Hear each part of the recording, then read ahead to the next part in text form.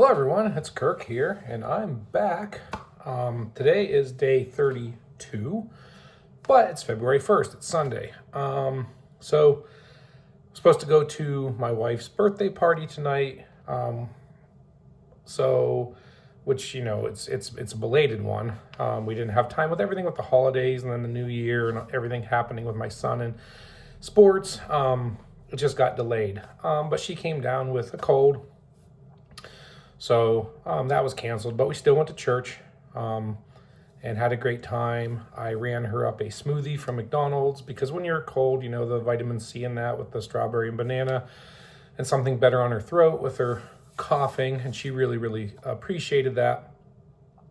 And we went to church, and then we had lunch, and it was just a really, really fantastic day. But I was just thinking today, what a day, and some encouragement for myself and for you watching, because this channel is about my journey in life. Right now I'm going through a season of separation. You can go back a few days and watch my video on my testimony. It's about 40 minutes long. Hope it's interesting. Hope I'm not too boring to listen to. But so I've been, separated for 16 months.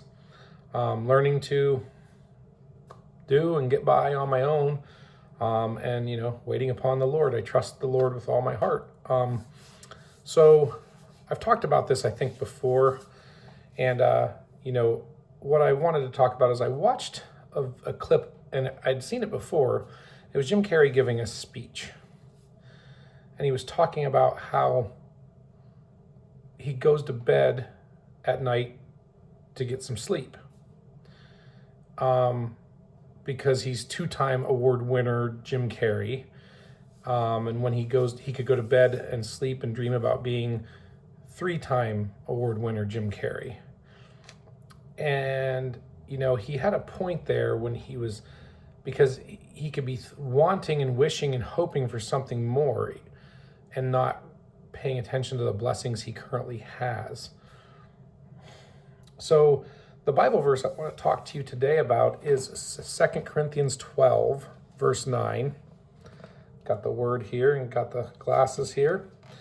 And it's Paul talking about the thorn in his flesh. And a lot of people think, like I know in the show The Chosen, it's a limp or it's a bum leg. But what it says right in the Bible before it, if you read up above, is that the thorn in the flesh is given to me, a messenger of Satan. Basically a messenger of Satan following him. He's got atrocities happening to him, and he's asking the Lord to relieve him of that. And the Lord says to him in verse 9, 2 Corinthians 12, verse 9, and he said to me, my grace is sufficient for you, for my strength is made perfect in weakness.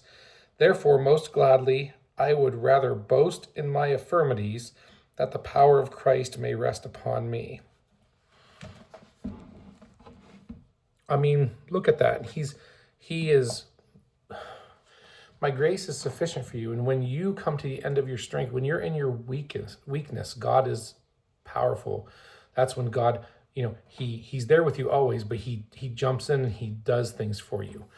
And I know through this time, I've grown tired and weary and, break down and just struggle.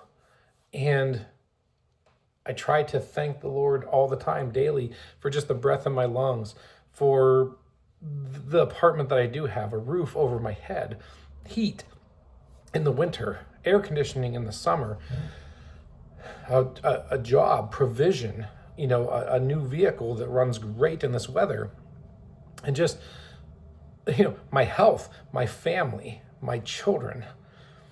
There's just so much blessings, but also at the same time, God's always there for me, and I know he's never misled me. He's never not come through for me, so why would he start now?